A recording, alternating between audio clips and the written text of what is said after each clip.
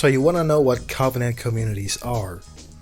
If so, congratulations, you've come to the right place. After you're done watching this video, you're gonna go from being a cringe Big L lolbert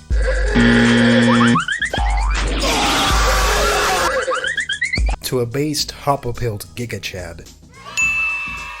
Oh my god! So if that sounds fun to you, then let's get started.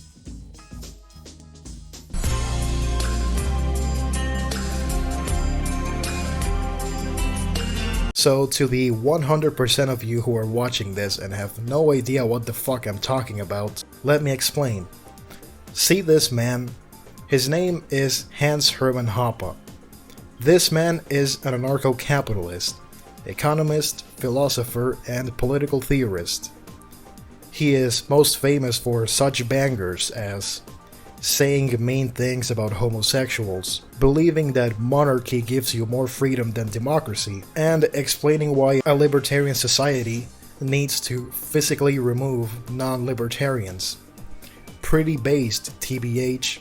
So, ignoring his most controversial opinions, as most libertarians do, Hoppe is unironically a very smart guy. Probably, and I say this without exaggeration, the smartest libertarian that is currently still alive. So Hoppe is an anarcho-capitalist. He believes the government is sus, and that the world would be better off without it. To say, just get rid of the government and let's see what happens, would be the cop-out way of explaining your worldview. But that is exactly the opposite of what Hoppe does.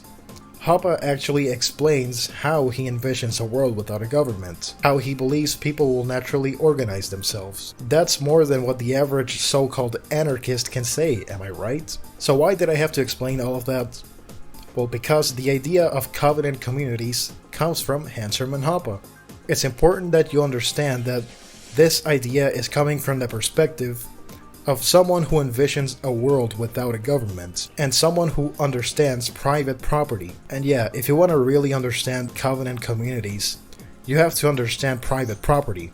Luckily, I already made a video about that, which you should check out before watching this one, or after it, I don't fucking know.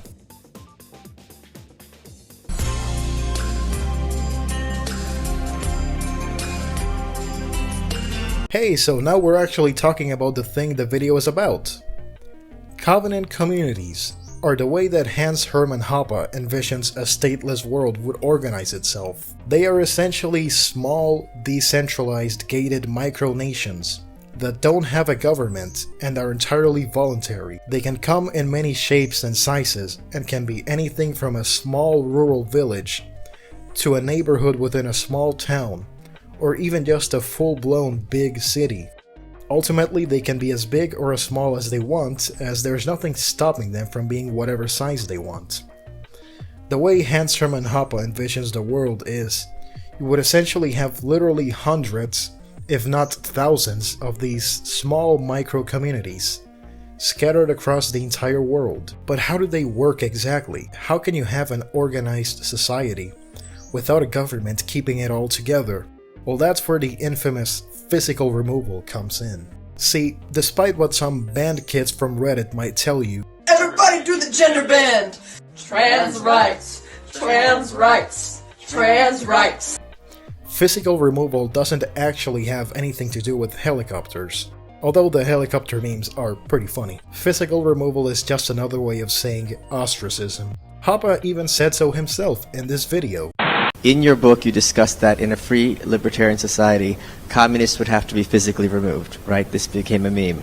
The question everyone has is, when you say physically removed, do you mean they will be physically distant, or that they will be physically picked up and pushed away? They will be physically distant. I believe what has happened in all Western societies is that people hesitated too long to host people in their midst, opposed all of the standards that apply to all other people, and there was too much tolerance towards them. They should have been pushed out by various measures such as ostracism, making fun of them, also neighbors coming together and complaining jointly about this to make their life uncomfortable, and they will have to go to places where people like them assemble and where they would feel better about themselves and about their neighbors. Physical removal is essential for the survival of any Covenant community, because without it, you'd just have a barbaric mess.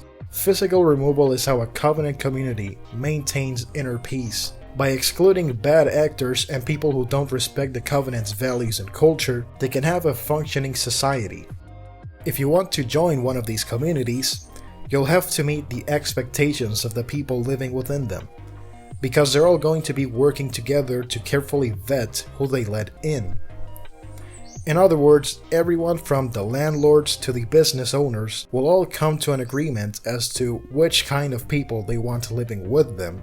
So if you don't meet their expectations, the landlords, for example, will simply deny giving you residency, or the business owners will simply refuse to hire you. And if you tried forcing your way into the community, they may either evict you if you're trespassing on someone else's property, or they'll do all that stuff Hoppa said about making you feel uncomfortable until you leave.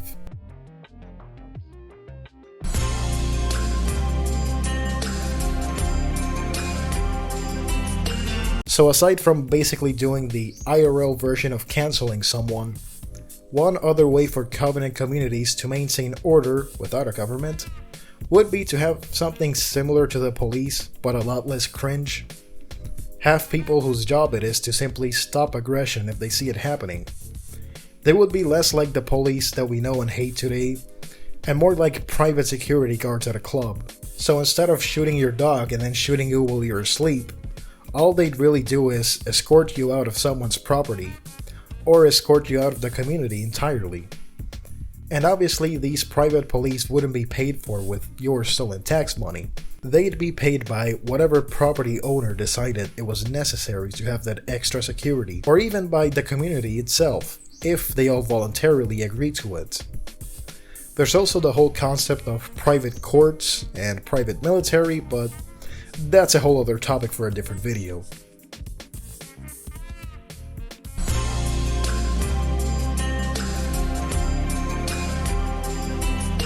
Some of you may be asking how these kind of communities would even form, and the answer to that is, they would form naturally.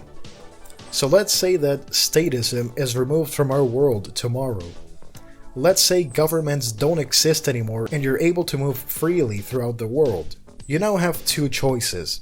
You can either isolate yourself and move in the woods, or you could join a society. It's pretty safe to assume that if everyone had the ability to move anywhere, they'd want to move in with other people that share the same values as them.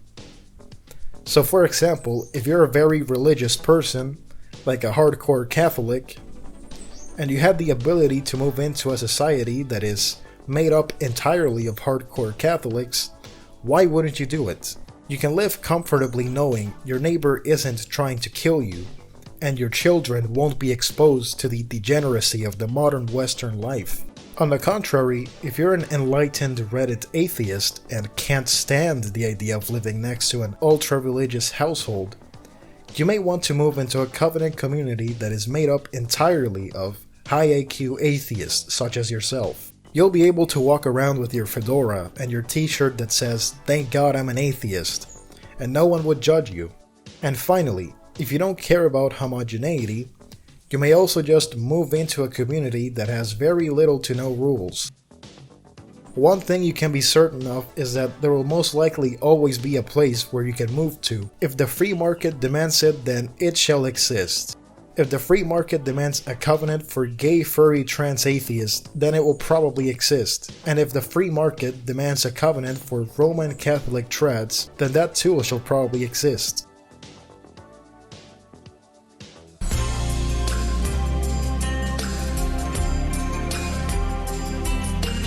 Some of you may have thought to yourselves, hey, wait a minute. If covenants have rules like our current system does, and some of them may even have police and courts and military, then why even bother dismantling the current system? Why are covenants better? Well, I'll tell you why they're better.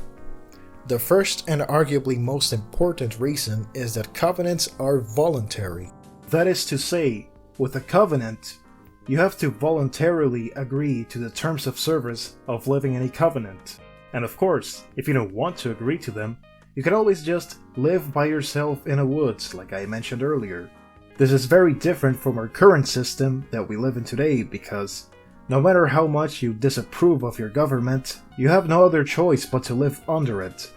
You have to pay taxes, and you have to abide by the rules of your government, because if you don't, there's probably a guy with a gun at the end of a long chain of bureaucrats who will lock you up like an animal if you don't behave. The second reason why covenants are better is that they give you the freedom to live however you want. You want to be a Roman Catholic and live with other Roman Catholics? Do it! You want to be an atheist and live with other atheists? Do it! You want to not give a fuck about any of that? You can also do that. With covenants, you have choice. You have the choice to live under whatever rules you want, if you want to live under rules at all. And that's one thing you can't get from statism.